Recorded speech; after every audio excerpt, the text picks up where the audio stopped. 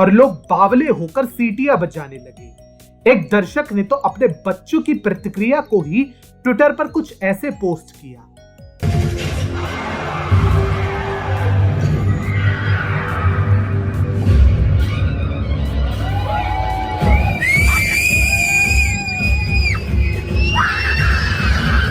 लेकिन अगर ये फिल्म मनोरंजन की दृष्टि से पैसा वसूल लगती है तो कुछ ऐसी बातें हैं जो निसंदेह आपको बोलने पर विवश कर देंगी।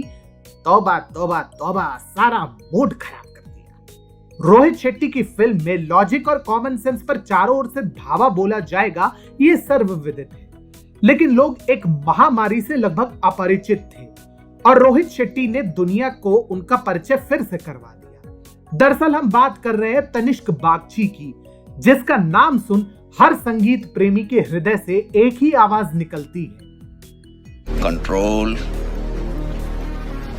कंट्रोल। कोरोना की वैक्सीन तो आ ही गई है और शायद संसार के लगभग सभी जटिल से जटिल महामारी का इलाज संभव है। लेकिन तनिष्क बागची जिस प्रकार से संगीत की हत्या करते हैं उसका कोई इलाज नहीं है। टिप टिप बरसा पानी हो या फिर पंजाबी गीत नाजा नाजा, जिस प्रकार से इस व्यक्ति ने दोनों गीतों का कबाड़ा किया है उसे देख हमारा यही रिएक्शन निकलता है। बंद करो, हाथ जोड़ के मैं मोदी साहब से गुजारिश करता हूँ। कुल मिलाकर यदि आप अपनी जीवन की जटिलताओं से त्रस्त हैं और कुछ समय मनोरंजन के लिए ढूंढ रहे हैं तो सूर्यवंशी आपके लिए उत्तम विकल्प है।